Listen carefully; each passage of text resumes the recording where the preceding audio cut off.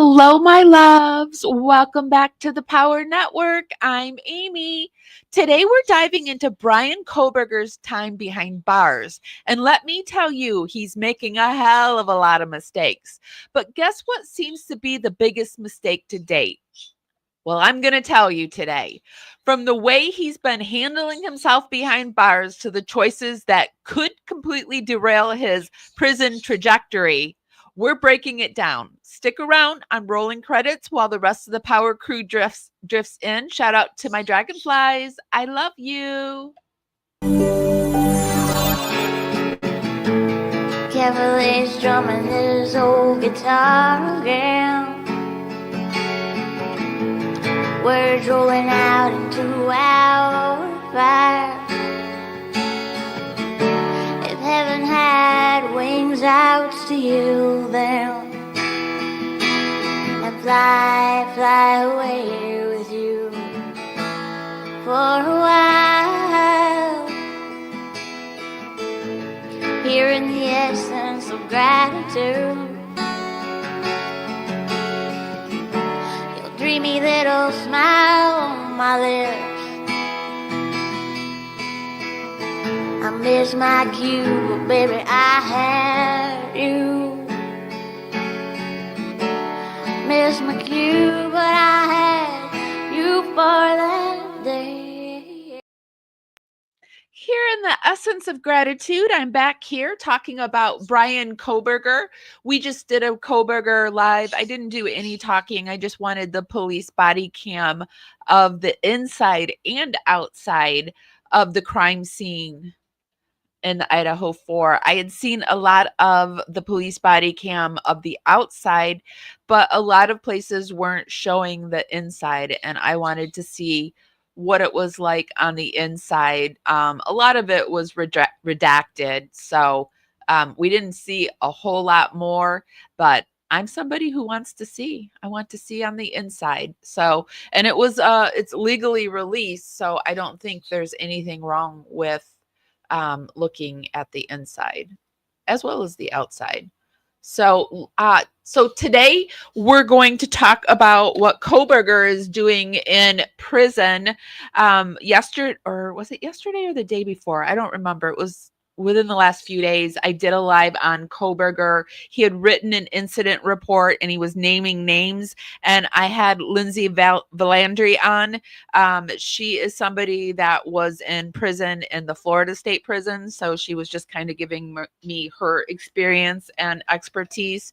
And but Jumpsuit Pablo is somebody also on YouTube that I like to follow that was in prison and talks about it. And he finally released his video on the whole incident report, and I wanted to take a look at it. So that's what we are going to do today. Also, I wanted to look at Anjanette Levy. She has some more on the handwriting. So I wanted to take a look more on his handwriting. So let me get my screen together for you guys. This was the live that we just did. There was no talking. I was in the comments, but I wanted to have it captured where we saw the whole incident. So just go watch the video. You can. It's right there. I will put it in the show notes. And if we could just start that algorithm dance party that I like to do, just start warming up your fingers and dancing them up to the hearts and thumbs up button. Helps me go out into the algorithm. Party out there. Bring more people back to the party. It's just a free way to help me out. It's really, really appreciated. Today, we're coming to you on YouTube, Facebook, and Twitch. So, hi, everybody. I hope you're having a great Saturday. Okay, so Jumpsuit Pablo is a show on, he's mainly, I think he's on both TikTok and YouTube, but he's pretty big on YouTube. He has 454 subscribers, and he is finally explaining the whole Kohberger situation and the incident report and a cell block inmate explains why they are actually tormenting him. So there is a reason. They are tormenting him now, and there's a reason. So we will put everything that we view during this live down in the YouTube show notes. We do this for fair play use as well as to cite our sources. I'll stop and start things, but you can go there if you want to watch it in its entirety. Idaho inmates are now threatening to, quote, butt Bryan Kohberger in prison. As many of you may already know and have seen the reports breaking and headlines coming out over the past 2 or so days, and this is causing Bryan Kohberger to beg and cry for a transfer out of that cell block. And not only that, Bryan's claiming that inmates are threatening to aggressively lick his little booty hole as well. I'm serious. So all of this has Bryan terrified, or does it? As someone who recently served 10 years in state prison myself, allow me to debunk these ridiculous claims and explain the tactical reasoning why Kohberger is doing this and filing these reports and grievances. I thought there was a reason why he was doing all this. I thought it was because he wanted to get moved, which I can't see why being moved would be a better deal for him, because it seems like anywhere in that prison might be bad, but maybe he has to move around the prison before he can request to be moved out, because I have a feeling that he's going to end up in, excuse me, like a prison like Chris Watts, where, you know, how he had to get shipped out of Colorado to Waupun, Wisconsin, because he was getting those air trays and people just weren't having it with Chris Watts. But Chris Watts unalived children and a pregnant woman. Bryan's a little bit different. Jumpsuit Pablo said that possibly he could have like had it good because the gangs in there might have wanted to take him on, because he was such a cold-blooded, vicious person in what he did. And that's exactly what they're looking for, is cold-blooded people that's willing to use the sharp things, because it's the sharp things that get used in prison. But he's turning out to be a complete wuss. The prison. So let's get started. Going to move us forward. He filed a report saying they were, but after our investigation, we've determined they aren't. And actually, Kohberger just doesn't realize these are just guys in prison, you know, trying to communicate with you. They bust your chops a little bit. They pull your leg. They yank your chain. They give you a little noogie or two. It's guy stuff, basically. And it is. It is. That's when he said this. When I was watching this, I'm like, this is complete guy stuff. And then when he doesn't want to participate, it just makes it more of a like, okay, you're not in on the joke, then you are the joke, right? I explained in thorough detail. Now, the problem is, and I also explained this in a more recent video after that, once he filed that, at first it was that, but once he decided to file an official grievance incident report and specifically name other inmates and try to get them in trouble for his own benefit, because at the end of the day, he's not worried about that inmate doing anything to him. He's seizing. I've heard from a few other people that are in prison or have gone to prison that it's like gone are the days that people have to worry about being graped or attacked in prison. Like, prisons really don't want that happening. And I think Jumpsuit is the one that starts saying that. So I'm going to stop talking. I think he's going to go into talking about this in a second. The moment and capitalizing on, oh, this guy's busted my chops a little bit. I'll make it sound much more serious and threatening than it is, and use that on paperwork, official paperwork, to finagle my way into a more desirable location. In his opinion, it's a more desirable location. I don't know why he thinks B block, whereas that's, where he asked the staff to rehouse him to instead of J block. Don't know what's so great about B block. Maybe E for Bryan. I don't, who knows? But he wants to go to B block, and he's trying to maneuver himself around this prison the way that many inmates do in county jail. What these new, fresh inmates who have never been. I wonder, yeah. So I feel like he still is acting like he's in jail because I do feel like they give you a lot more in jail. They were being a lot more accommodating. But I mean, look at him in this prison. He's in this handicapped cell that somebody said it's like as big as a studio apartment, and basically it is. And he's still not happy. And he's got a TV and a cage. Most people don't have. I don't think most people have TVs to start off with. It's just amazing to me. But maybe I'm wrong. Maybe I'm wrong. Prison before who are coming from county jail don't realize is it is a major change from jail to prison, and you can't do the same things you did, and the same things don't work because those things that you think you're thinking of for the first time have been done for decades, and staff is already caught on to them long ago, and they have ways of, they have BS detectors built into them. Okay. It's part of their training, honestly. So you're not doing anything profound. You're not super smart. You're not outsmarting the prison by trying to file this grievance and use that as a reason. Buddy, this ain't, we're not in Mr. Rogers' neighborhood. Everybody, hey, will you be my neighbor? We're not in, this ain't Reading Rainbow. Everybody grab a book and get in the circle. Let's flip to page 1. This ain't PBS. Okay. We're not joining hands and doing Ring Around the Rosie. This is prison, buddy. You're complaining that people are saying mean things that you don't appreciate? Big whoop. We don't care. Everyone here is killers and awful people who have done unspeakable things. Oh, they're being really mean. They yelled something through the vent, and I don't much appreciate it. I don't care. Big whoop. And like, you'll see here, the staff responded and said, hey, buddy, like, I don't know why you think B block would be any better. You're probably going to experience the same thing because guess what? That's just prison. That's just inmates and how they. He's saying what we're all thinking, like, suck it up, Bry.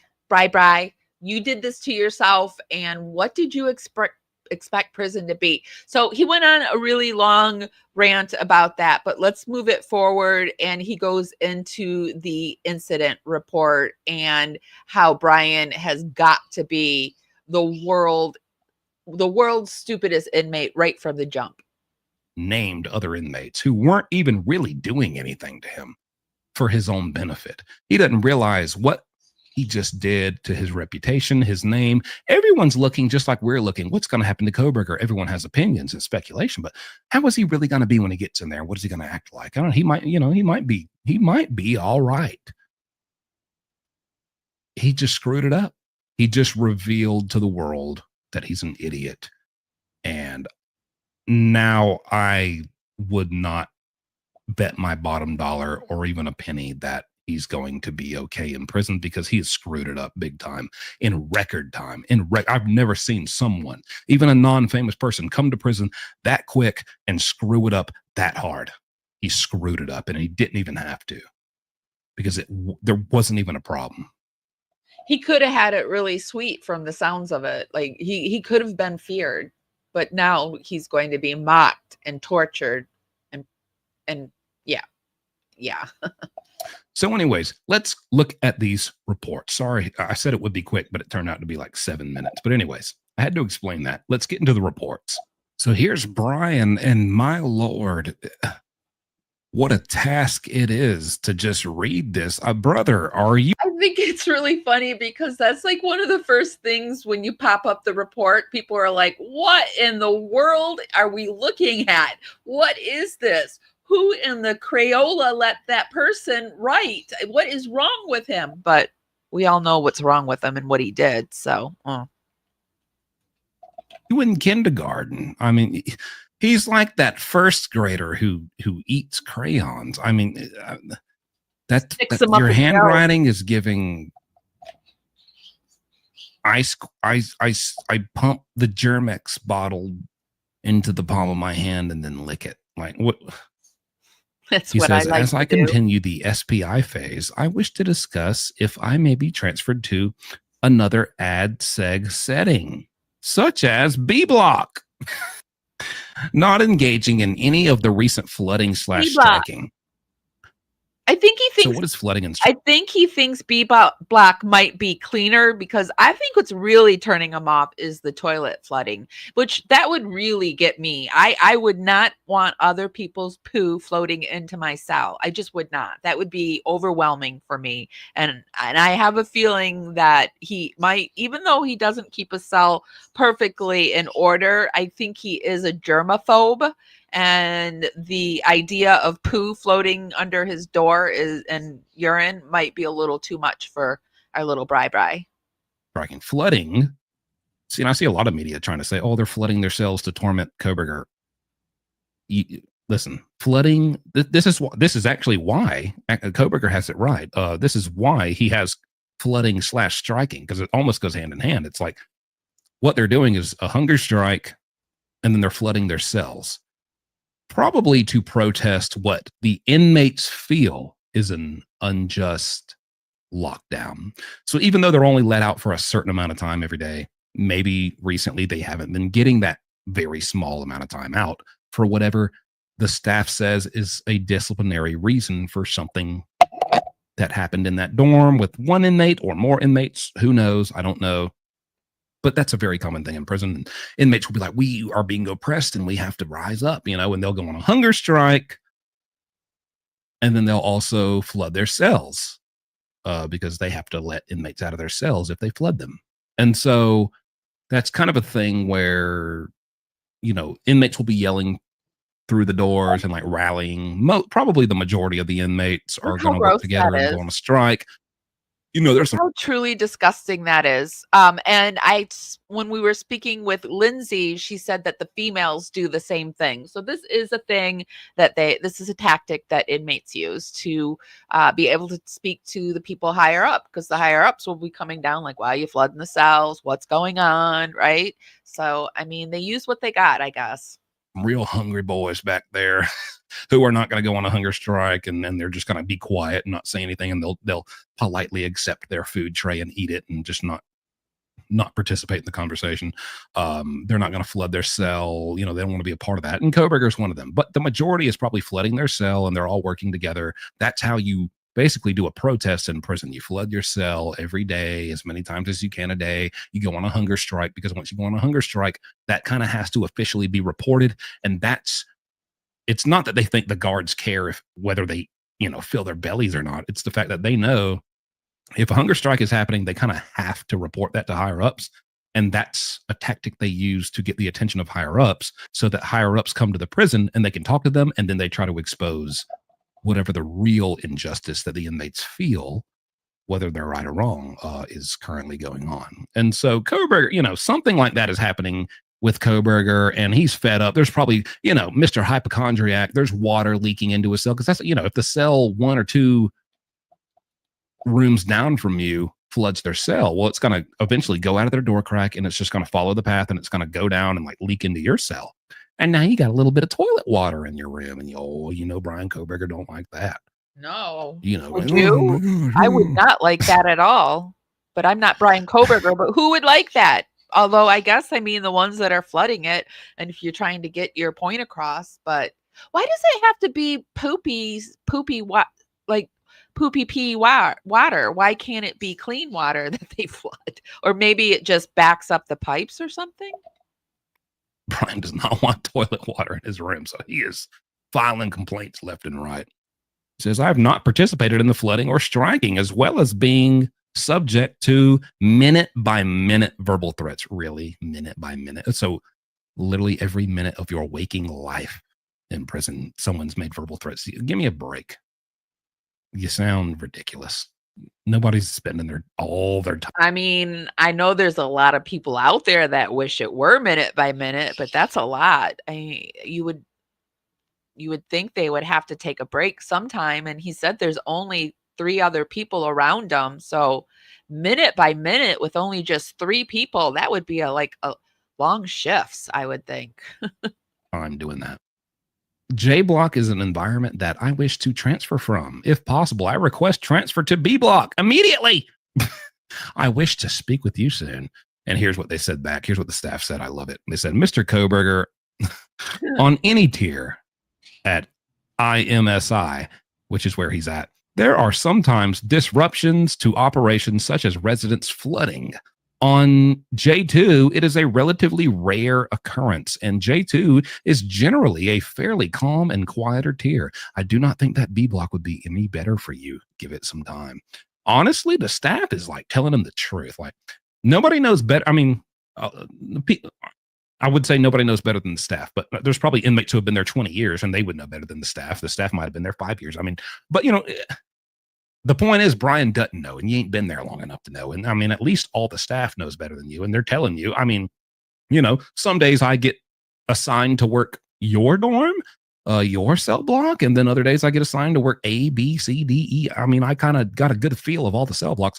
Buddy, I can tell you now, if you're upset that there's a little bit of flooding going on in J block, and maybe someone like said, "Hey, you stink, Kohberger," through the vents, yeah, it's well, I can vouch, I can kind of guarantee it's B block ain't the heaven on earth you're looking for. You know, I mean, I wonder how much worse B block actually is, and what would happen to him if they put him in B block. I mean, why not? Let's just do a little test and see what happens. Just throw him in B block, see what goes on. That going on there too. And they even say actually J block is kind of more of the, like, that's one of the more calm cell blocks. Like, you're actually in kind of one of the better, because I don't believe the staff would immediately place him in the worst cell block. And when I say the worst, I don't mean highest custody, highest security. I mean every group of jail staff who works at a prison knows what the 1, 2, 3rd, 4th, and 5th and beyond, you know, ranking of currently what the worst, most dangerous and awful cell blocks are based upon. And that all, it's not because it's labeled cell block J, and it ain't because it's labeled cell block B. It's about what inmates are in there at any given time. A handful of nefarious, just god-awful inmates could be in cell block B for 3 months, and then for whatever reason, they get transferred, and new guys come in, and they're very pleasant, and they just want to be alone, and they just want to read books and do push-ups, and there's no trouble. All of a sudden, B block just went from the most awful, just notorious dorm within a matter of 2 weeks to the best and most calm and pleasant. So they know kind of what's going on. They're telling Kohberger, "Hey, listen, buddy, trust me. I don't think you're gonna find what you're looking for in B block. Just, you know, actually J block ain't even that bad. And if you think it's that bad, then buddy, well, oh boy, do you have a lot of getting used to, you know, coming your way, because it's not even that bad. Like, you're actually freaking out over nothing." And I can confirm. I mean, I've been there 10 years. I've seen all this crap, dude. A little bit of flooding, like, it's not even directed at you. Relax, doofus. Now, and the next thing here, this is circled as a grievance. I can tell you now, I know exactly what a grievance is. A grievance is basically, I'm an inmate and I'm complaining about something. This isn't this isn't an incident report. Like, oh, something actually, like someone did something to me. A grievance is literally like a complaint that no one cares about, and you're lucky if it even gets read. Let's be honest, in prison. So here's Kohberger. He files it and he says, "I have on several occasions not received all items of food on my tray. I addressed this during service and have yet to receive any replacements. In fact, the kitchen is not even called." Did she say why he has slim to no chance? Well, you know, probably the reason Chris got transferred was because he was getting air trays and stuff was getting done to him. I don't think stuff is getting done to Kohberger. I think it is just guys razzing him. They wanted to talk to him and play around, but Kohberger doesn't have that ability. That's why he's an incel and who he is. He doesn't have that ability to joke around and do small talk with people. Everything is very serious and intense with him. And so, you know, they just wanted to shoot the shit, I think, and he wouldn't do it. Now he wrote a report, and now I think they want more. They want to do more than shoot the shit with them. The policy book confirms items missing, which are pointed out at the time of the service, will be replaced. I wish to, without exception, receive these replacements.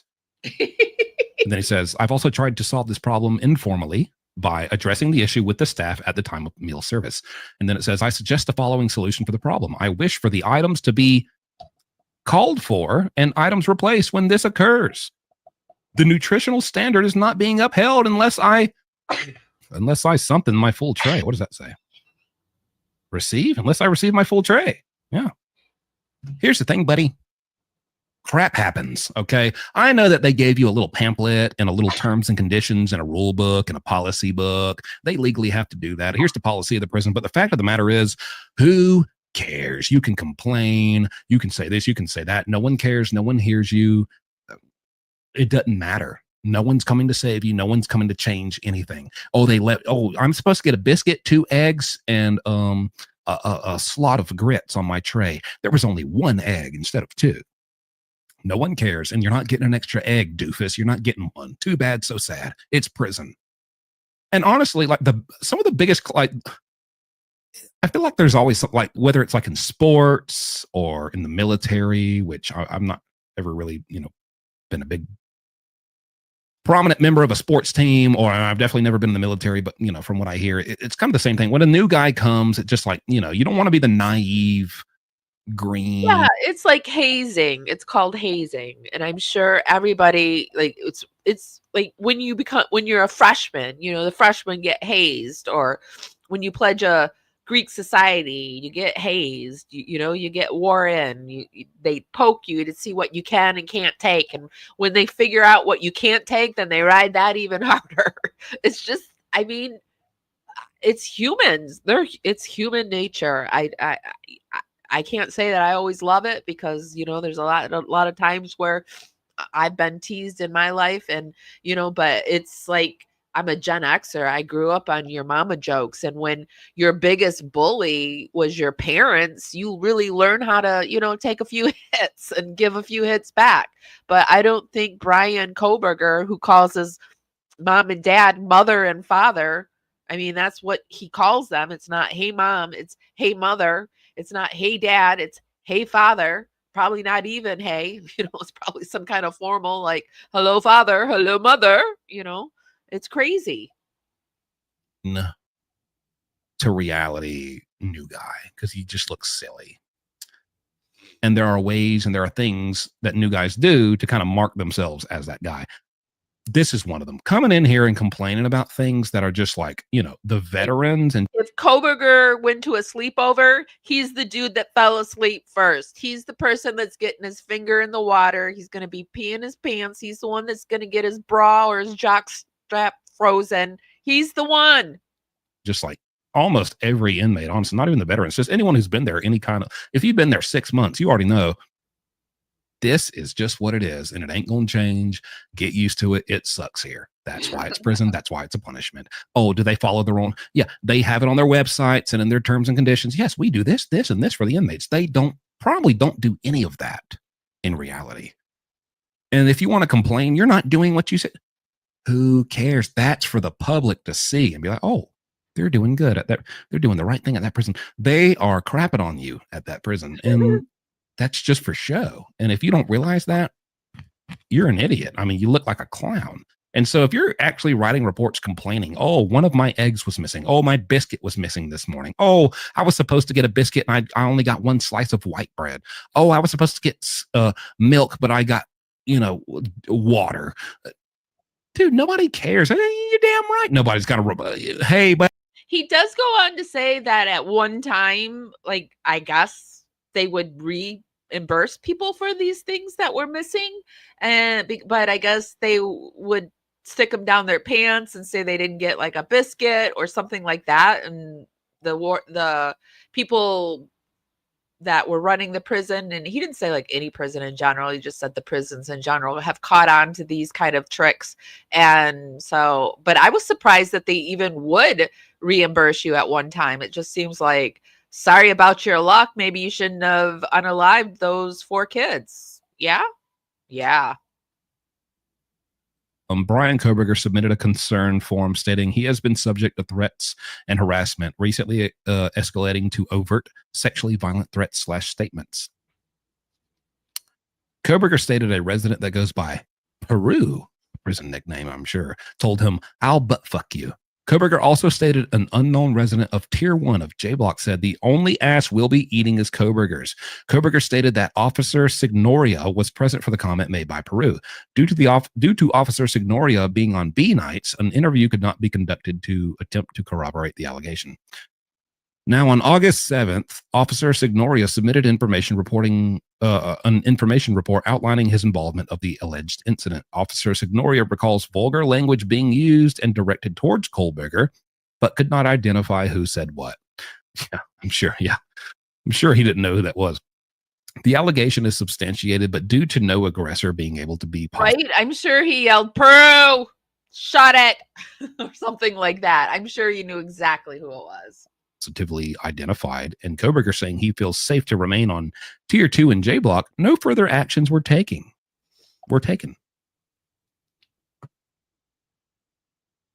Listen, if people are yelling through the vent, here's what happened. People were yelling through the vent. Kohberger filed a report saying, hey, people are harassing me. The word got out that Kohberger basically tried to get them in trouble and say, hey, these people are harassing me. And so they heard that and were like, okay, now we're really going to harass you. And they settled, and even still, they're not really harassing him. They're saying, I'll butt fuck you. And the only butt we'll be licking is Kohberger's. I get, people hate Kohberger. I do too. They don't like him for what he did. I do too. And people love to like celebrate and run with a narrative like, oh, inmates are like giving him hell. I get it. You really want to believe that. But the fact is they're not. And I mean, let's just put ourselves there for a second. The only ass we'll be licking tonight is Kohberger's. How do you think that sentence came up in a conversation?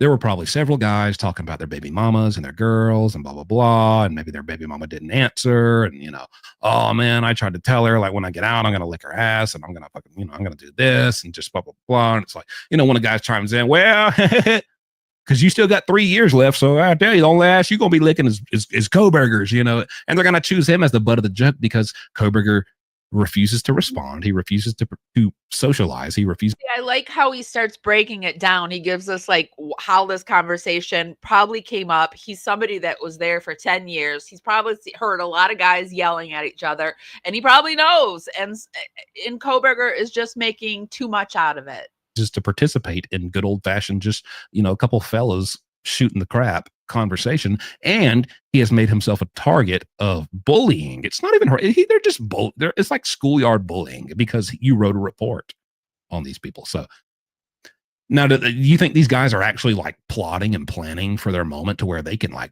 run up on Kohberger, drop to their knees and like slide in between his ankles, spread his cheeks and like get their tongue going? Come on, give me a break. Do you see what this is? They're just giving him crap. I mean, they were giving him a little crap and they wanted him to be able to take it. And then, hey, you know what? You're pretty cool. Yeah. So tell us about yourself. Let's get acquainted. Let's fucking talk. We're all fucking criminals. Let's talk.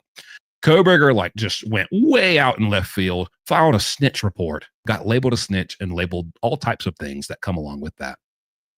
And so then people were like, oh, well, he deserves no respect. So we'll just, they're not even really threatening him. I mean, I know, we're going to butt fuck you. I love that he calls it a snitch report. That's what I'm going to call it from now on, a snitch report. If they even said that, let's be real. Kohberger's trying to get to B block by any means necessary. I mean, who knows if they even said that, but if they did, it's like, dude, I guarantee you the context was just like, now, well, we can kind of shit on this guy. No one's actually going to do that. You can't do that in prison anymore. I think movies have given this narrative that like assault takes place in prison. It probably used to, but in 2025, it doesn't anymore. Everyone in prison is homophobic. Everyone's like, so if you're not in a gang, you're friends with someone in a gang. Everything gang related. I was in a gang. Everything like in every gang, they have a rule. You're not allowed to participate in homosexual activity. So it's very homophobic all throughout all prisons in America. And so you cannot be going up and like actually doing that to somebody because you will get stabbed maybe to death by your own gang. And so everyone is like, they are, even if you are, even if you do have those curiosities and tendencies, they will not act on them because, or some do, thinking they won't get found out. And then, the gay inmates, they can't help but like gossip and like, brag. I don't know what it is, but they like love to brag and like expose the inmates who have done stuff with them. And Yeah, it always results in them getting like their throat slit and just like stabbed up and stuff. So they're nothing like, when they're saying that to him, they're just joking. Brian's a white boy. He's a silly guy from the suburbs. He's not like us. He ain't from the hood. We're just messing with him. We're just saying they're just saying stuff, They're probably just having a lot of fun and trying to, quite honestly, curl Brian's toes. And it sounds like it's working. Like they are curling his toes, and or he's trying to use it to get what he wants. Probably a little bit of both. Brian is probably using it, and he's probably really scared on top of everything. So that is what Jumpsuit Pablo had to say. I will put the link if you want to watch the rest of it or watch all of it. We skipped around. We never watch anything in its entirety. So let's keep going. I wanted to take a look at, I thought this was interesting. It's really short, but this is Bryan Kohberger, Danny Masterson, and Chris Watts. I wanted to take a quick look at this and see what they're saying.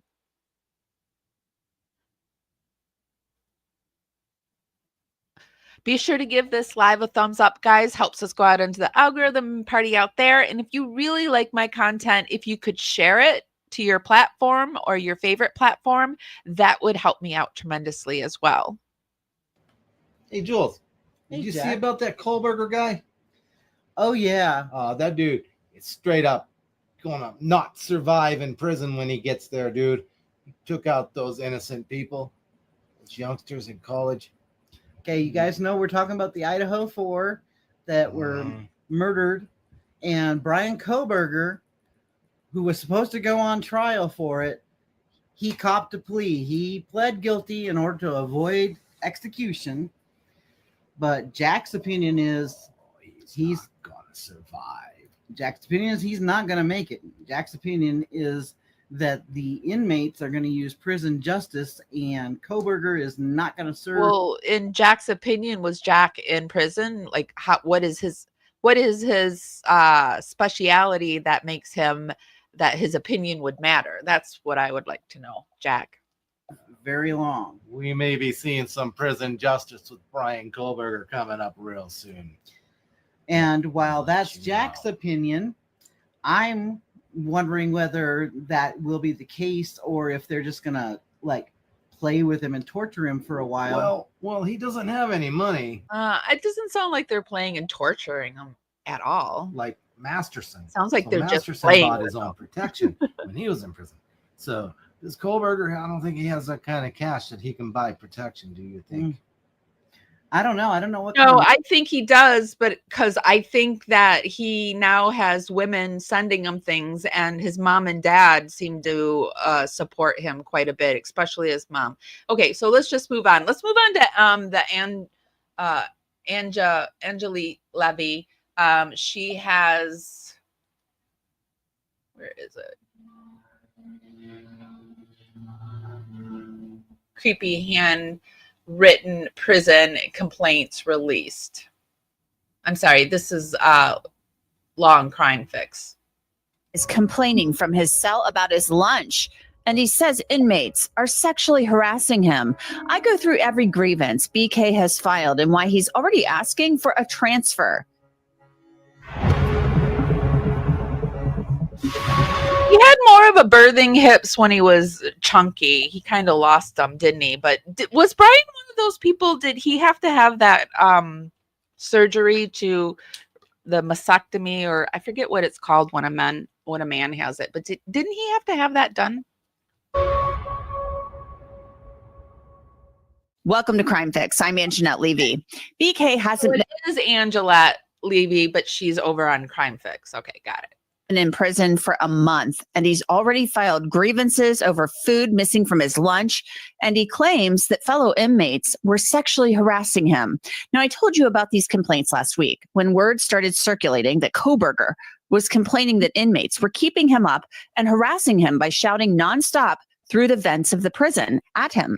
Well, after that, I filed a records request asking for all of his complaints. I knew they'd be in writing. They're called kites, and I got them. They're right here. And they're very revealing. BK is in J Block, all by himself in a cell. Many other inmates are housed in J Block in Idaho's maximum security institution too. But BK doesn't like it there. He was moved to J Block from a medical unit on July 29th. That medical unit may be where this video was taken. Ah, it's making sense. He's probably not still in this huge cell. You guys, he's probably not in the big cell anymore. And he probably thinks maybe the other block has a bigger cell. It's a larger cell where Kohberger was being assessed when he first arrived. The prison won't vouch for the authenticity of the video just yet, but officials say they're investigating it. And if it's real, whoever recorded it is in big trouble and could be prosecuted. But back to the complaints. They started on July 27th when BK was in that medical unit. He wrote, I need access to the JPay system to access and complete an order drafted on and a full commissary menu. When attempting to access JPay, I am given an error that I am not set up in the system in the C Block kiosk. May I be temporarily moved into the system to do so? Thank you for your assistance. Then a captain responded, Mr. Kohberger, I spoke with you at your cell on 7/30/25. Getting set up in JPay can take a few days. After moving to a new location, Corporal White is following up with JPay on your access. Then on July 30th, BK wrote 2 complaints. In the first, he actually complained about his lunch. Take a look. BK wrote, I did not receive my lunch on 7/30/2025, despite inquiring. Although I understand that the tier became hectic, it was never communicated to me that I would be unable to receive a new bag. The next shift was not aware of this either. I wish to access this. I have a right to this meal. Thank you. Then it says, I have tried to resolve this problem informally by speaking with staff several times. I suggest the following solution for the problem. In the future, I wish to receive my lunch without exception. This could be accomplished by sending for the replacements as rapidly as possible. You know, who would possibly take to a message like that?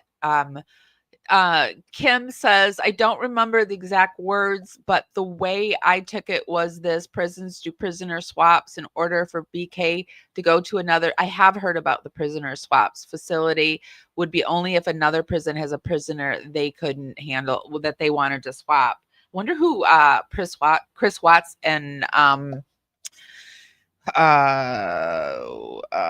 gosh, the one that Letitia Stout, I wonder who they traded for those two. Just that came in my mind. Handle that prison would then contact Idaho prison, say, hey, you have this guy, we'll take that. Yeah, I wonder who they traded for those 2 prisoners, and who would possibly would they trade for Bryan? Possible. Now, that same day, there was another complaint. What's been going on with Idaho lately? There's been so much. There's the Lori Vallow and Chad Daybell, and I know there's another Idaho case, or I thought there was. I feel like there was. And then this one, where he requested a transfer. Again, it's difficult to read these. Bryan Kohberger's handwriting is not the greatest. This states, as I continue the SPI phase, I wish to discuss if I may be transferred to another. So we've gone over these, so I'm going to move us forward and we're going to get into the handwriting analysis.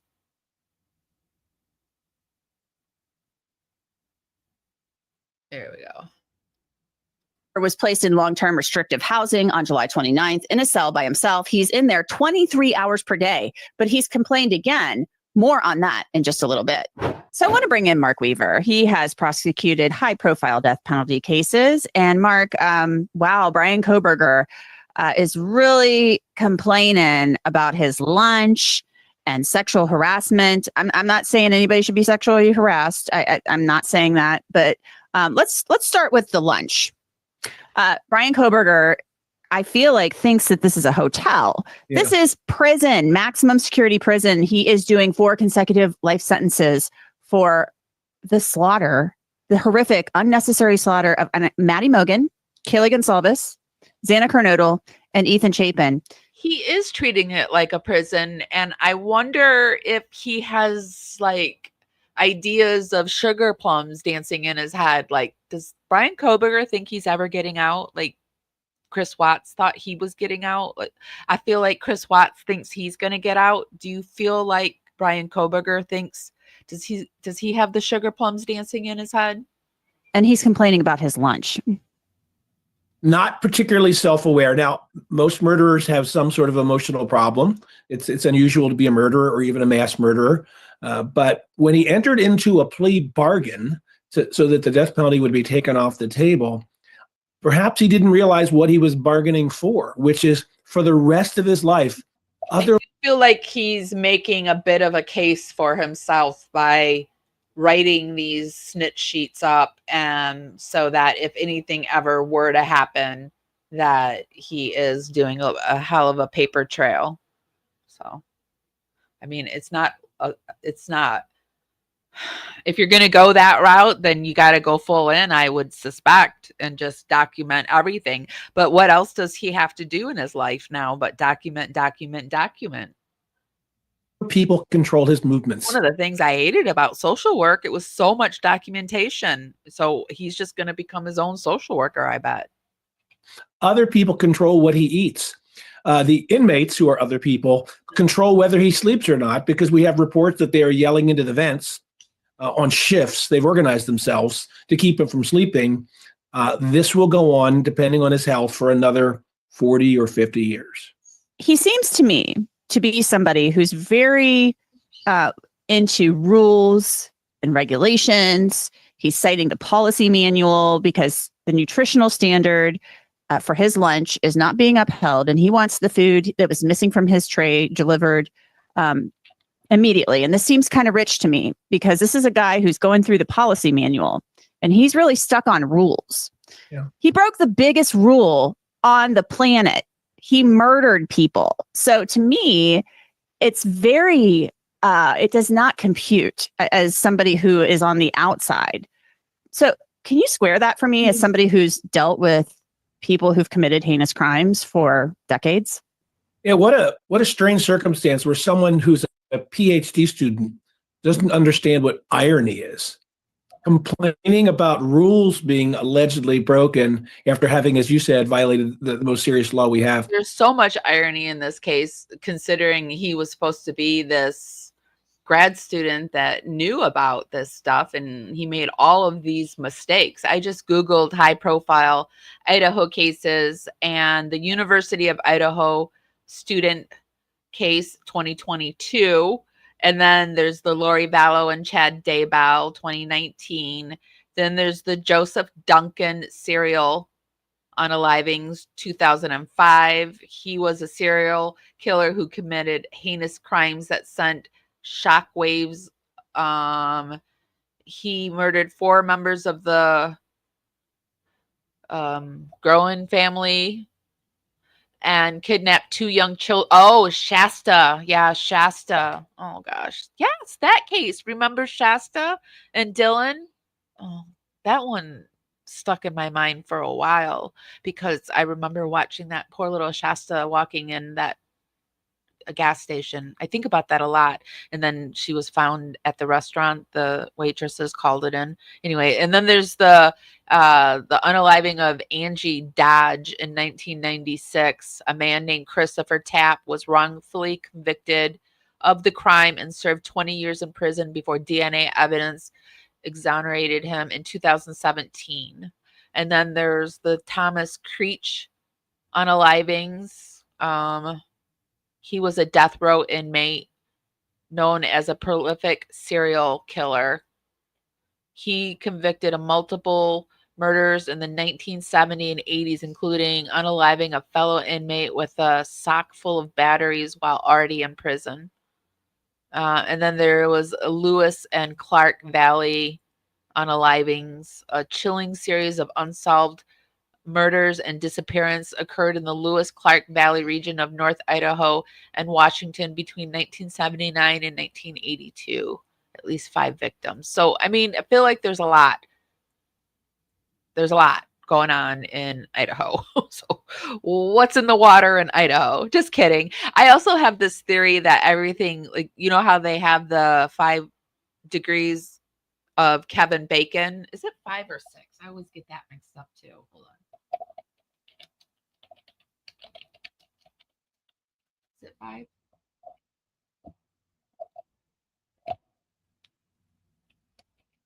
I don't. Anyway, either way, I always feel like it's 5 degrees of Kevin Bacon. I feel like Michigan, that's where I'm from, but I live in Florida now. But I feel like there's a 5 degrees to every case back to Michigan. Try it; it works every time.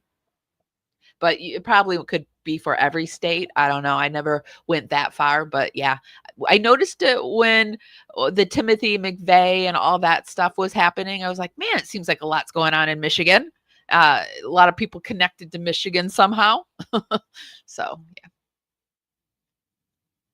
yeah. Sorry, I moved us off the wrong page.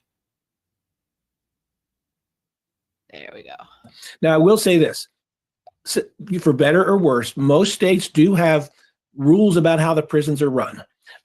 You see this more in some states than in others, and prisoners are given certain rights under the Constitution. I don't have an opinion about whether or not the rules have been broken or what his remedy is. He's just not really, to use a term, reading the room to understand that to the extent that anybody cares what he thinks, that he's abusing the notion that somehow some rules were bent. So there are rules in prison. You can't take somebody and put them in a freezer and make them freeze all night instead of sleep. There are basic rules about care, but sort of the notion of what kind of food you want and what cell block you're going to be in, which is another one of his requests, that is beyond his choice. I want to move on to the sexual harassment part of this. He is somebody who, at Washington State University, we're now learning, was studying sexual burglary. That was his field of study. Oh. His cell phone revealed a massive number of searches for non-consensual sex pornography. I think Kohberger was a burglar where he was going in people's places while they were sleeping and moving things around. He was like working his way up. I think he was doing that kind of stuff a lot. Pornography of women being forced into sex acts against their will. And now he's complaining that these inmates are making these comments to him, which I'm not advocating sexual assault or sexual harassment. I'm not saying that at all. But to me, I look at these things, and this to me seems like, well, this is just disgusting, gross prison stuff. That like, there are no angels in this prison, and this is the way these guys talk. It's gross. I don't like it. But it seems a little rich to me that somebody accused of a number of acts of sexual harassment on the Washington State University campus, and somebody who was viewed by professors in the criminology department at Washington State University as a predator. People thought he was going to be a future rapist. This is in the police reports. His colleagues at Washington State is now complaining about sexual harassment. Once again, a lot of irony here. It's troubling in some ways that he thinks he has this power over what he can do. In my career as a prosecutor and as an acting judge, I've interacted with hundreds of inmates of jails and prisons. There is a roughness to these male prisons. There is it's crude. It's debasing in many ways. I feel like there's a roughness. It's much rougher in the male prisons than it is the female. I feel like the female prisons, I mean, they're not great by any means, but if I had to go to prison, I am happy that I'm a woman, because I don't think I could make it in a male prison. But I mean, we just watched Jumpsuit Pablo, and he said there really is no graping and stuff like that going on in prisons anymore. And humor of a sexual nature and aggressive threats of a sexual nature are not uncommon. He's now finding that out because of his high profile, because he is a known quantity. He may not be the worst murderer in that prison. There may be people who committed more crimes than he did, but he is the most notorious, which makes him an easy target for the group. I don't see this going away. Now, eventually, maybe it fades as the novelty of him being there fades away.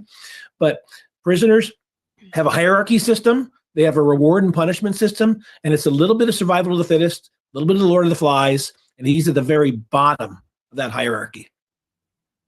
It's really been something to read. His thinking is something. Again, I am in no way, shape, or form defending comments of a vulgar sexual nature, but it's rich reading these complaints. We're going to be talking also with a former inmate, an ex-con, a prison consultant coming up. Mark Weaver, thank you so much. I don't think anybody's condoning it, but I don't think anybody's like losing their mind over that. Guys are saying a few colorful things to him either. his classification, his disciplinary record, disruptive group involvement, documented behavior and past, and willingness and ability to live with other residents. The reason for the hearing, Kohberger was being transferred to administrative segregation for his own protection and for the safety of other inmates and staff. That's essentially solitary confinement. The document states that resident understands the logic of his placement in administrative segregation. He originally wanted the protective custody route, but due to his exposure in the media, he sees that protective custody is not an option right now. He believes any harassment he has received from the other residents will die down once media coverage slows. He is hopeful that he can one day have recreation with others and live with others like him, just like another high-profile resident on J2 does. He wants to work and be productive eventually. He requested that he continue to have recreation alone and be escorted alone at this time. So the minute I got these documents, I said to myself, I have to reach out to Larry Levine to see what he has to say about this. He is a prison consultant, founder of Wall Street Prison Consultants, and the author of the book, Prison Politics. So, Larry, Bryan Kohberger is complaining. We already knew he was complaining. We talked about this last week. Now we have the kites. Those are those written grievance complaint forms. He's not getting his lunch when he wants it. He wants the replacement. And he says he's been sexually harassed. So let's start with the sexual harassment first. He says that a guy named Peru said, I want to do something to you from behind. It's a sexual assault type act. Don't you all want to know what Peru looks like? Like, I want to know, is he a big guy? Is he a small guy? What does he look like? Is Peru going to kick Bryan's ass? And Bryan Kohberger complained about it. And so what say you? That's not sexual harassment because inmates talk like that all the time. I'm going to do this. I'm going to do that. I've been in the SHU before in different places where people were shouting things back and forth. They're just doing that to get into his head. That's really, I mean, in the free world, that might be considered sexual harassment. But inside a prison, nobody cares. And he's just whining and finding reasons to complain about, I don't know, everything. And the staff, they're not going to care. They're really not. You can say whatever you want. And this will go on. Can you imagine if he was in a woke prison? Oh, you can't say that. You can't say that. Forever. They're getting in his head. They know what it is they're doing. So in my opinion, too bad for him. He killed 4 kids. People want to screw with his head. Hey, he's going to have to suck it up, Angie. So this is what I'm thinking too. I mean, the minute I read this, I thought to myself, this is almost like hazing. He's the new kid on the block. Well, and Peru or whomever is like, he's like, let's mess with this guy. Peru is our god at this point. Just kidding. But Peru is, he's up there on the pedestal. Hey, Carrie, 28. How are you? Let's see how far we can push him. Let's like break him in. And, nobody should be physically or sexually harmed or anything. But I'm thinking to myself, that's what's going on here. The minute I read that complaint. These people in the SHU, especially at that facility, they're doing forever, which means they're never getting out. They don't care what kind of sanction. Let's say the institution decided they were going to punish them, these people that are harassing him allegedly. Let's say they were in general population, but they were living in a cell and they got out and all this stuff. They would put them in the SHU as a punishment. But these people are already living in the SHU. They're already doing forever. So it's not going to really matter, Angie. It's not going to matter at all. He's going to have, that's his new life. They're going to say this stuff to him. Nobody is going to be able to get to him, although I hope they do. But really, no one is going to be able to get to him. He could call it sexual harassment. You're right about the hazing. He could call it whatever he wants. But nobody is going to care. And I mean absolutely nobody. I'm sure there are people cheering whoever that is on. And this guy who's saying this stuff to Bryan or to Kohberger, I don't want to even give him a first name. This other inmates that's saying things to Kohberger, he knows exactly what he's doing. And Kohberger's probably whining and complaining, and they're just feeding the whole thing. You know what I mean? Keeping it going. This sounds like, prison life as usual. And when I say that, as you said, they're in the SHU, if you will. They're in administrative segregation. So that means they all have their own cells. He's moved only when he's not around other inmates. He's in shackles when it happens, as are the other inmates. So, I mean, you're right. This is his new life. This is what it's going to be like. And he's requested a transfer. He needs to suck it up. He needs to suck it up, Buttercup. And they were like, actually, you're like, he wants to be moved to another block. And they said, no, you're actually in a pretty good block. You're in J block. So suck it up, Buttercup. He's in the shoe. I mean, this isn't like he's calling whoever booking.com and saying, gee, I want to get a transfer. I have clients that hire me, and sometimes I can get them into the facility they want. But I let people know I'm not your travel agent. I can follow policy. He's in a state prison. They only have one maximum prison in the state of Idaho, that prison. They only have one shoe. They don't have a special cell block for other people. He's probably in there with death row people also. It's not really a big state. So where are they going to send him? Now, possibility. Let's look at Chris Watts. Remember when he got assaulted? He's doing forever also. Mm-hmm. Somebody got to him. He's in Wisconsin now. They sent him out of state. But it doesn't really matter, Angie. Somebody did get to Chris Watts. So it would have to be that somebody would have to get to Kohberger, and Kohberger's probably baiting people so that they will get to him so that he can get transferred out. I'm positive he wants to be transferred out. Where they send Kohberger, because wherever he goes, he's going to get this hazing. People are going to know who he is. They're going to know he's there. The cops will let the other inmates know that he's there. So this is it. He's kind of stuck with this forever. Probably should have thought about that before he murdered 4 people, 4 college kids. So this thing about not getting the food, I didn't get my lunch, and my lunch was missing food when I did get it. Okay. Is that just kind of prison life? Okay. There is no set time, quote unquote. Let's say, remember, they got a lot of people to feed. So let's say they're going to feed the shoe between 10 and noon. We'll just use lunch as an example. They can come anytime they want. They don't have to tell him. It's funny that you say that, Carrie, because I saw a report that they were besties. Carrie says, I'm sure him and Chad can be besties. I heard when Bryan first got there that Chad was showing him the ropes, telling him the ins and outs, but it sounds like maybe Chad's not there anymore. Like maybe Chad got transferred over to the J dorm. Maybe that's why he wants to go over to J dorm, because that's where Chad is. Why? Maybe they're short staffed. Maybe they were short food in the kitchen. It could have been any Chad's of a number. Looking for new followers. It seems like he would have to. It seems like all his other. No, wait. Let me think. Because Chad is on death row, and they keep the death row people. I thought I heard they keep the death row people in the segregation, but I don't know. Maybe Chad is there. For It'd reason. be funny if Chad said we're having Kohberger arse for dinner. Chad Daybell's in there razzing him too. That would be perfection. And there's always things that are missing from the menu. Now, if I'm not mistaken, this guy's a vegetarian, or he claims that he is. So maybe he's not getting all the vegetarian food that he feels that he's entitled to. But you know, that old cliche, you've got nothing coming. He's got nothing coming. He's getting his food when everyone else is getting it. They're giving Kohberger what they have available. Nobody's making any special effort to give him anything extra. You know what? This isn't like it's his last meal and he wants a quart of like chocolate chip ice cream or something. He's on a regular prison routine to get his food at whatever prescribed time the institution decides they're going to feed him. This is just another attempt for him to whine, moan, and complain about his custody.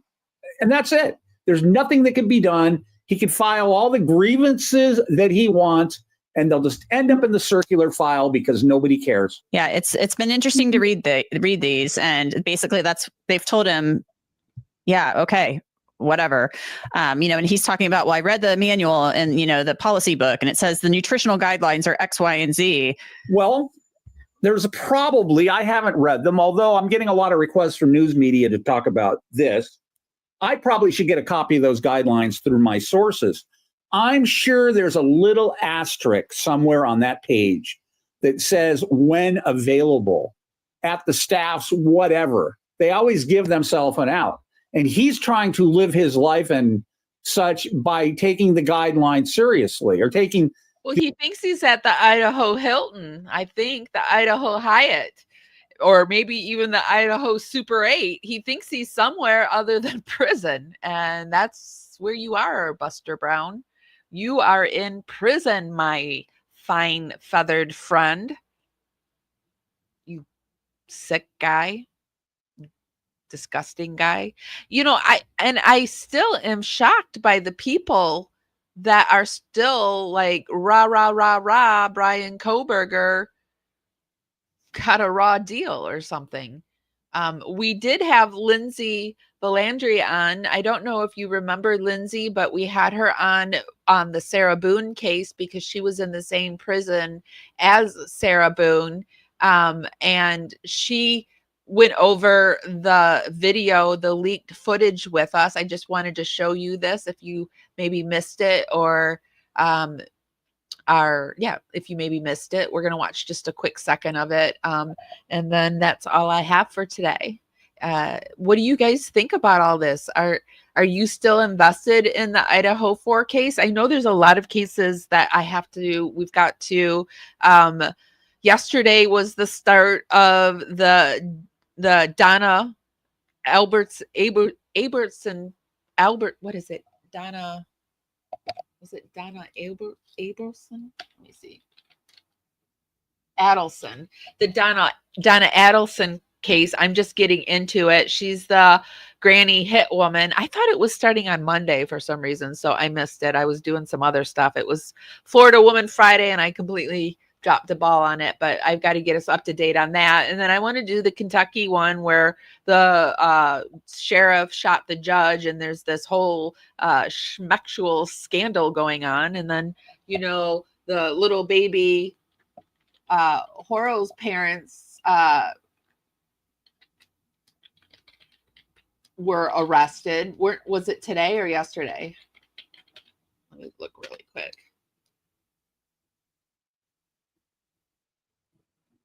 As of August 23rd, 2025, the parents of missing 7-month-old Emmanuel Harrell, whose last name sounds similar to user query Horos, were arrested on suspicion of his unaliving. So we need to get caught up on that, Jake and Rebecca. So there's a lot going on.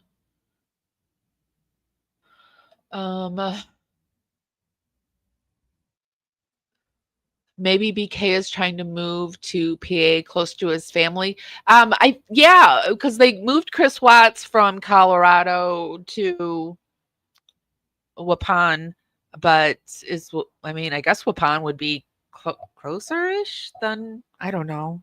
I think he's definitely trying to get moved. But maybe he spoke to Chad Daybell and this was something Chad Daybell put in his head. Who knows? Yeah, the baby is really sad. I'm actually dragging my heels on it because I just don't know. Babies and the abuse of children is really hard for me to cover in a way where if it's prolonged abuse, and I feel like this was prolonged abuse, I think we're going to find out a lot. But so getting back to this case, but those are the cases that I am working on. And for some reason, I've got a lot of energy and my head feels clearer. And I just feel like I leveled up some, like something has happened in my brain. The wiring's better. I had a stroke and pulmonary embolisms and just a bunch of stuff went wrong. And my brain really took a hit, and I feel like it's finally coming back together some. Like I can think like I used to, which feels really amazing. I gotta tell you, it feels really amazing. But anyway, so I'm working on a lot of stuff, and so let's take a quick look at Lindsay. Correctional institution. How are you? I'm good. Thank you for having me. Well, thank you for being here. I'm so happy because I don't know. I don't know a whole lot about prison, but I'm so interested in it. And so I'm always watching YouTubers and TikToks about prison. And for those that don't know, Lindsay, well, why don't you say Lindsay? Because I don't remember the exact prison. Oh, yeah, of course. So My name is Lindsay Valandry. I was in Lowell Correctional Institution I was 23, I'm 37 now, so it's been quite a few years, but that's when I was there, and I was there for a little over a year, and we did a stream together about because Sarah Boone is actually going to be was probably going to be located exactly where I was on. I think she is right where you are now. She got moved. She's permanently there. Yeah. Wow. Yeah. The annex. So we went on and we talked a little bit about Sarah Boone, and then we went in and we started talking about Kohberger. One of the guys that was with him said that he was up all night and that he was washing his hands all day and all night and keeping people up. So he's got these red hands, and I like to watch do you like Jumpsuit Pablo? No, I just subscribed to him because I got to get him on my show because I'm talking about him way too much. Like his ears and nose must be burning and ringing and itching. But anyway, that was Lindsay and I, and we went through the footage of him being in his cell. And we just learned today that was probably the cell that he was in before, it was like a handicapped cell, and now he's been moved. It was when he was in orientation. So I like to believe he's in a smaller cell without a TV now, but I don't know. So tomorrow is a highly strange days. I'm not really sure what I'm going to do yet. We get a little more soulful, a little more paranormal on Sundays. And then next week we'll be back to true crime. We'll be covering the Donna case. I probably will cover the Donna case on Friday. I'll do a recap of what's been happening during court. We'll do the Florida Woman Friday that way. Because I do want to get into the baby the baby on Monday and see what's happening. So that's going to be a case to follow, and then introduce as well the Kentucky case. So if there's any cases out there that you want me to take a look at, I prefer not to do the Karen Reed one because that one's over, and I couldn't never get myself into that one for some reason. But any other ones that are coming up or happening that are popping off that you want me to look at. But Chris is in a federal prison. When you get put in the feds, they have to keep you within 500 miles of your address. State pens don't do that. But he wasn't in a federal prison in Colorado.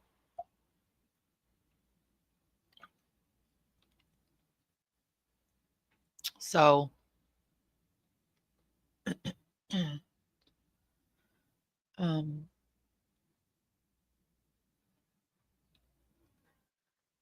if you guys get any information on the baby, I put the email down. It's on the banner that's going across the screen, ParaWomenRadio, and make sure put the women plural with MEN.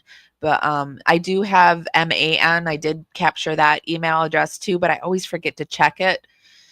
So if you ever accidentally send it to the MAN, I will eventually get it, but I forget to check it. I forget to check the MEN one too. So you guys, there are so much stuff, you got to check the Facebook, you got to check the Instagram, the TikTok, the YouTube, the email. I send it over. I'm covering LinkedIn now too. I'm really kind of enjoying LinkedIn. Twitter, I don't really, no email or anything ever happens. And I prefer YouTube. I wish there was a way to message us over on YouTube. You can kind of do that now, where if you can go into creators community sections now and post your own stuff to it. So like you could even post his stuff there if you wanted to. Not a lot, nobody's done it yet. So on my page, I have seen, we follow Sitting with Dogs, Rocky Kanakas. That's our one channel. We used to donate money to Baby Banny, was an elephant that got ran over. But baby Banny's back on her feet, and I wanted to really do this sitting with dogs because I like the concept of going in and doing positive affirmations to dogs and just making them feel good for the moment. And so yeah, Rocky Kanaka, I see on his page that a lot of people post their dogs and stuff like that to his page. And yeah, so if you ever want to post anything over on the Power Network, you can do that. Any cases or paranormal or, you know, Dragonflies. Dragonflies are our membership program. And I love Dragonflies because they've just been around forever and they're able to adjust to their environment. And I felt like that's the kind of community that I want to build. I want to build people. I want to build a community of people that are adaptable, that are free thinkers, that are able to have a conversation with people that that think different things than them and still have a decent conversation. Just a free thinking community. I believe that we can do that. I believe it's still out there.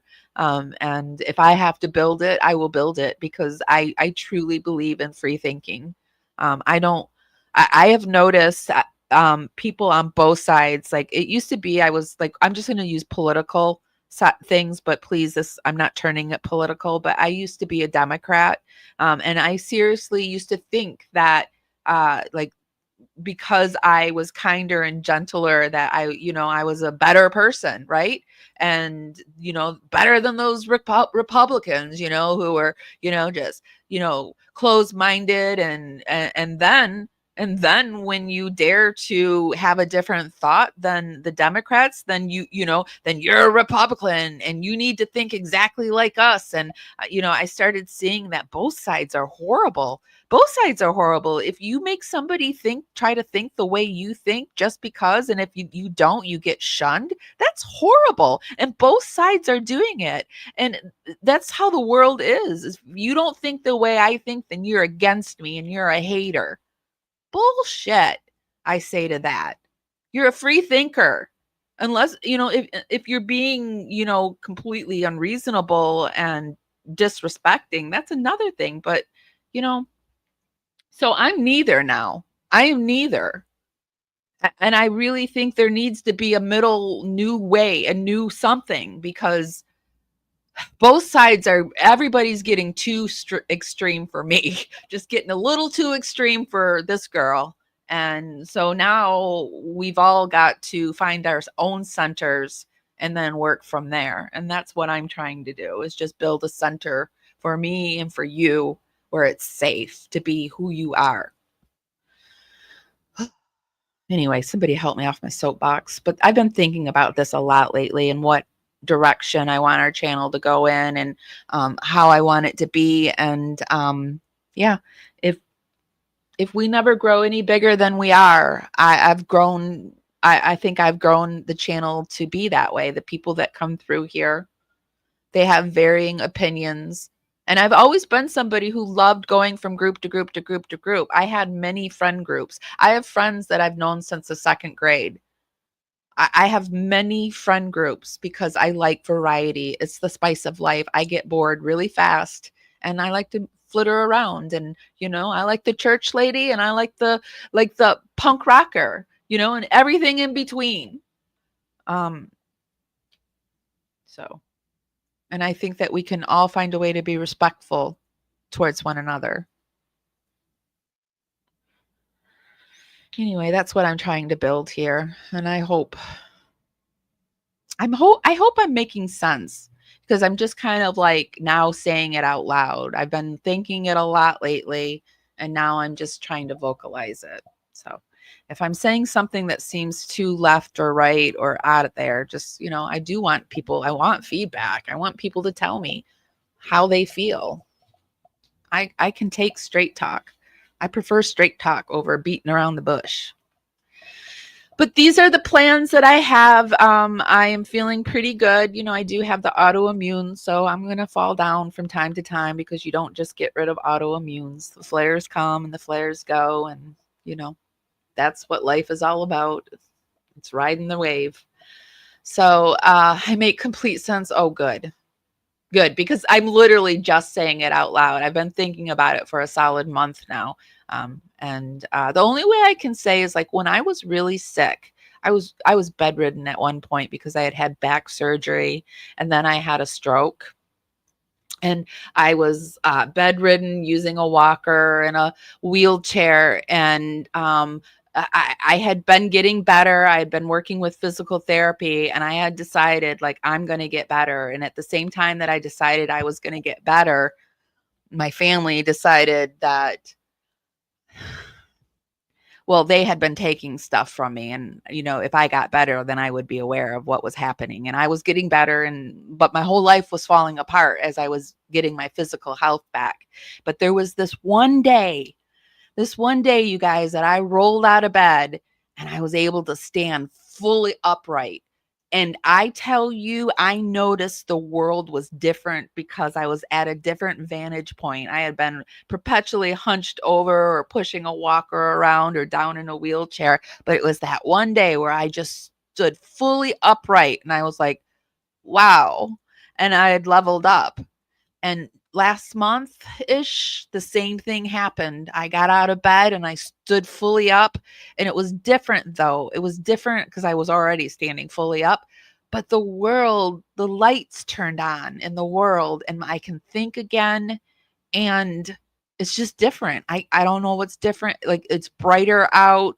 I'm happier. I'm laughing. The bird is starting to laugh, you know, because the bird mimics what I do. And now the bird's just laughing. So things are changing. And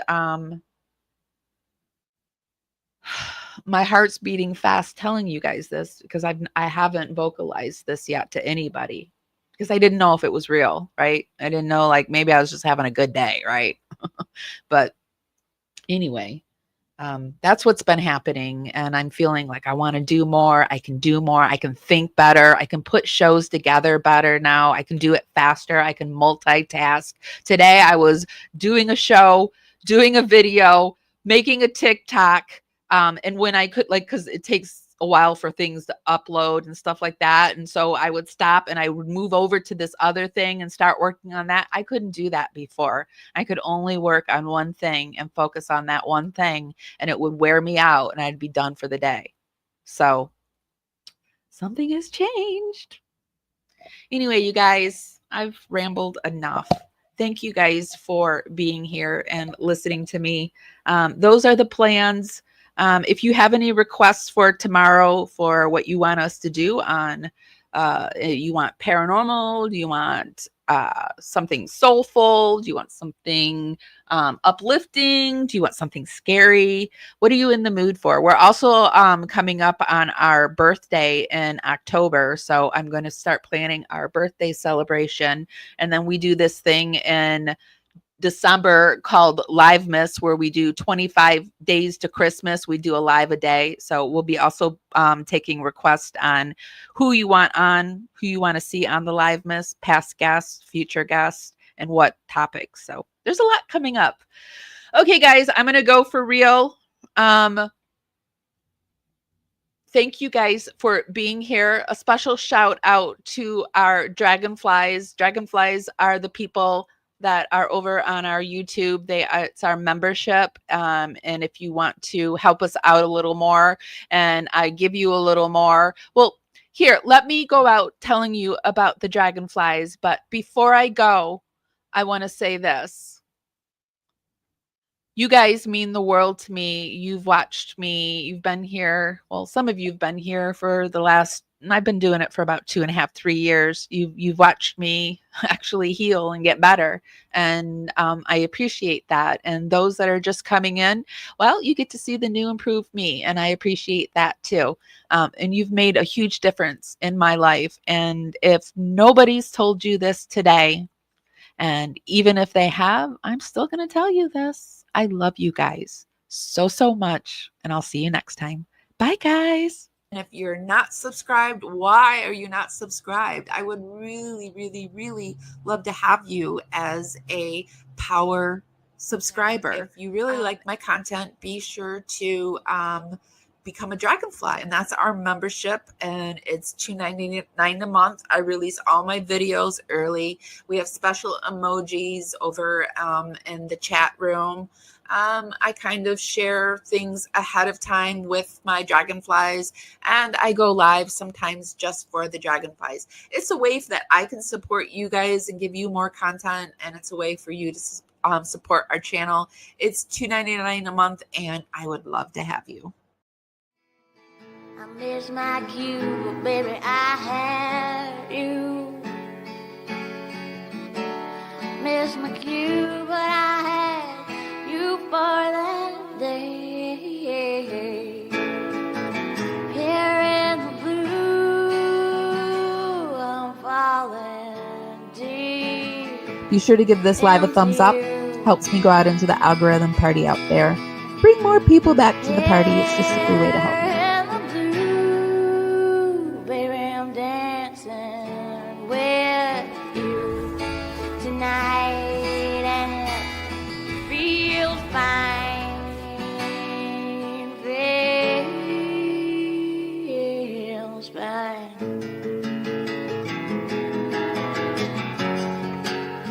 Baby, I'm dancing with you tonight.